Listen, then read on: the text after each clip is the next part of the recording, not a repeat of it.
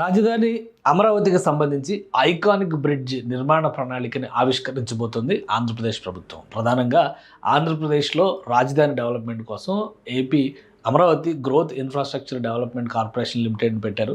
దీనికి సంబంధించి ముఖ్యంగా ఐకానిక్ బ్రిడ్జ్కి సంబంధించినటువంటి ప్రొసీజర్స్ అన్నీ కూడా కంప్లీట్ అయిపోయినాయి. ఇప్పుడు ప్రీ టెండరింగ్ ప్రాసెస్ జరుగుతుంది. అతి త్వరలోనే దీనికి టెండర్స్ రిలీజ్ చేయబోతున్నారు.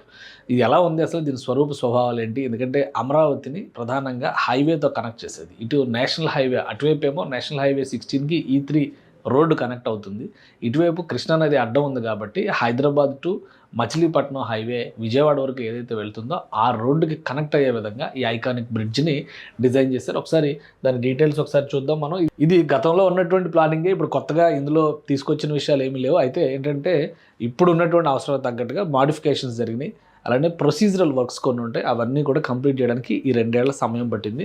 యాక్చువల్ ప్లాన్ ప్రకారం మొదట అనుకున్నది అమరావతి ఐకానిక్ బ్రిడ్జ్ ఇక్కడ నిర్మించాలని చెప్పని భావించారు. అయితే ఇది పవిత్ర సంగమం, కృష్ణానది విజయవాడకి అతి సమీపంలో ఉండేటువంటి ప్రదేశం. కాకపోతే అక్కడ నిర్మాణానికంటే ముందర ఇప్పుడు వెస్ట్ బైపాస్ బ్రిడ్జ్ రెడీ అయింది కాబట్టి ప్రస్తుతానికి తక్షణ అవసరంగా N13 రహదారిని దృష్టిలో పెట్టుకొని ఇది కంటిన్యూస్ ప్రాసెస్ అనమాట. ఇది కృష్ణానది పైనుంచి మూలపాడు దగ్గరికి నిర్మించాలని. యాక్చువల్ క్లారిటీ చూడాలంటే ఇక్కడ బోరుపాలెం దగ్గర నుంచి E1 రోడ్డు, అంటే కరకట్ట రోడ్డు అంటారు కదా, దాన్ని 4 లేన్ రోడ్డు కింద మారుస్తున్నారు.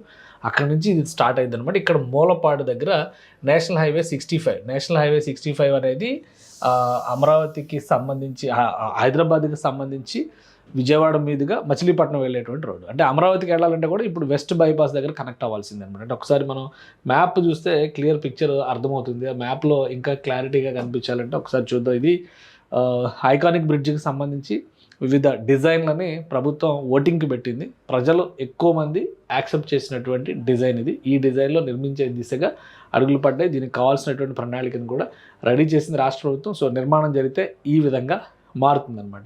ఒకసారి మనం ఇక్కడ మ్యాప్ చూస్తే కనుక ఇక్కడ క్లారిటీగా గూగుల్ మ్యాప్స్లో చూస్తే మీకు ఇంకా క్లియర్ పిక్చర్ కనిపిస్తుంది.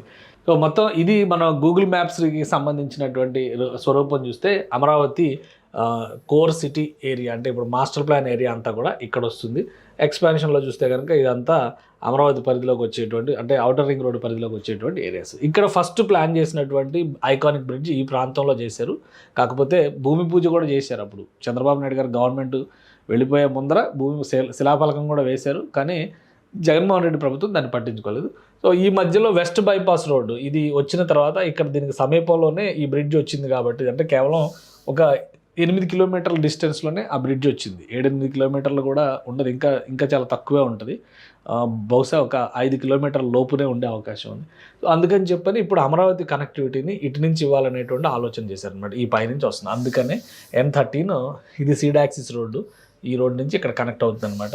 సో ఇప్పుడు ఈ ప్లాన్లో ఒకసారి మనం చూద్దాం. మొత్తం 5 కిలోమీటర్ల మేర వచ్చేటువంటి వంతెన అవుతుంది. ఐకానిక్ బ్రిడ్జి అంటే దాని డిజైనింగ్ కానీ, దాని లేఅవుట్ కానీ, దాని ప్రజెంటేషన్ కానీ, దాని చుట్టుపక్కల రిక్రియేషన్ క్రియేట్ చేసే విధానం కూడా చాలా డిఫరెంట్గా ఉంటుంది. ఒక టూరిజం స్పాట్లా దీన్ని డెవలప్ చేసే విధంగా రాష్ట్ర ప్రభుత్వం రెడీ చేస్తుంది. బ్రిడ్జ్ లెంత్ వచ్చే 5.2 కిలోమీటర్ల పొడవు వస్తుంది. NH65ని కనెక్ట్ చేసే విధంగా ఒక కారిడార్, అంటే మూలపాడు దగ్గర ఒక ట్రంపెట్ జంక్షన్ ఇంటర్చేంజ్ ప్లానింగ్ అనేది జరుగుతుంది. అంటే నేషనల్ హైవే ఆ బ్రిడ్జ్ పై నుంచి వచ్చి నేషనల్ హైవేకి ఇట్లా హైదరాబాద్ వైపు వెళ్ళే వాహనాలు ఇటు వెళ్ళే విధంగా, అటు విజయవాడ వైపు వెళ్ళేటువంటి వాహనాలు అటు వెళ్ళే విధంగా, అలానే అటు నుంచి వచ్చేటువంటి వాహనాలు ఇటు వెళ్ళాలంటే ఆ ఇంటర్చేంజ్ కోసం ఇట్లాంటి ఒక ట్రంపెట్ జంక్షన్ని ఈ ప్రణాళికలోనే భాగం చేశారు. మొత్తం 2,500 కోట్ల రూపాయలు ఎక్స్పెండిచర్ అవుతుందని చెప్పని అంచనా వేశారు అనమాట. 6 లైన్ల రహదారి, డెడికేటెడ్ వాక్వేస్ పెడిస్ట్రియన్స్ కోసం, అంటే బాటసార్లు నడిచి వెళ్ళేటువంటి వాళ్ళ కోసం కూడా పక్కన ఒక దారి ఇస్తారనమాట. ఈ విధంగా పెడిస్ట్రియన్ వాక్వే డిజైన్ చేస్తారు. ఏరియల్ వ్యూ చూస్తే ఈ విధంగా ఉంటుంది. ఏదో అమెరికాలో ఉన్న బ్రిడ్జెస్ గుర్తొస్తాయి కదా మనకు, కొన్ని చికాగో బ్రిడ్జ్ అట్లాంటి ఆ స్టైల్లో మొత్తం కూడా ఇది కేబుల్ బ్రిడ్జ్ తరహాలో డిజైన్ చేస్తారు. Direct fast link to Hyderabad highway. Travel distance దీనివల్ల వచ్చేటువంటి అడ్వాంటేజ్ ఏంటంటే 40 కిలోమీటర్ల వరకు తగ్గుతుందన్నమాట. ఎందుకంటే ఇక్కడ విజయవాడకి కనెక్ట్ అవ్వాలంటే, ఇప్పుడు ప్రస్తుతం హైదరాబాద్ నుంచి విజయవాడకి వెళ్ళాలంటే ఈ హైవే మీద, ఈ నేషనల్ హైవే 65 మీద వచ్చి ఎవరైనా కానీ ఇక్కడ విజయవాడ దగ్గరకు వచ్చి అమరావతిలోకి వెళ్ళాల్సిన అవసరం ఉంది. ఈ మధ్య ఇది యాక్సెస్ పాయింట్ కింద ఇక్కడ వచ్చిన తర్వాత ఇక్కడ ఒక 30 కిలోమీటర్ల డిస్టెన్స్ తగ్గింది. అంటే వెస్ట్ బైపాస్ రోడ్డు అందుబాటులోకి వచ్చిన తర్వాత ఒక 30 కిలోమీటర్స్ డిస్టెన్స్ తగ్గింది. ఇక మీదట ఇప్పుడు రాబోయేటువంటి మూలపాడు బ్రిడ్జి ఈ ప్రదేశంలో రాబోతుంది. అంటే దాదాపు ఇక్కడ వరకు వచ్చి వెళ్ళేటువంటి డిస్టెన్స్ అంతా కూడా తగ్గిపోతుంది. ఇటు నేరుగా వచ్చేటువంటి అవకాశం ఉంటుంది. ఇది core capital area, government complex నిర్మాణం జరుగుతుంది కూడా మొత్తం ఈ ప్రదేశంలోనే. కాబట్టి హైదరాబాద్ టు అమరావతి యాక్సెస్ అనేది చాలా వరకు కంట్రోల్డ్ యాక్సెస్గా మారుతుంది. అక్కడ ట్రాన్స్పోర్ట్ రిలేటెడ్గా చూస్తే కనుక దాదాపు 40 కిలోమీటర్ల డిస్టెన్స్ తగ్గేటువంటి అవకాశం ఉంటుందన్నమాట. సో ఇదొక అడ్వాంటేజ్ అవుతుంది. పైగా ఇందులో చాలా అట్రాక్షన్స్ పెట్టారు. ఈ డిజైనింగ్ ఇటు సైడ్ అంతా అక్కడ కృష్ణా నదికి సంబంధించినటువంటి లంకలు చాలా ఉన్నాయి అక్కడ. వాటిని టూరిజం స్పాట్స్ కింద, టూరిజం రిసార్ట్స్ కింద డెవలప్ చేసేటువంటి అవకాశం ఉంది. మొత్తం డిపిఆర్ మొత్తం కూడా కంప్లీట్ అయింది. జపనీస్ కంపెనీ సహకారంతో ఈ ఇన్ఫ్రాస్ట్రక్చర్ డెవలప్మెంట్ అంతటికీ కలిపి డిపిఆర్ని రెడీ చేశారు. ప్రీ టెండరింగ్ ప్రాసెస్కి సంబంధించినటువంటి పనులు ప్రస్తుతం నడుస్తున్నాయి.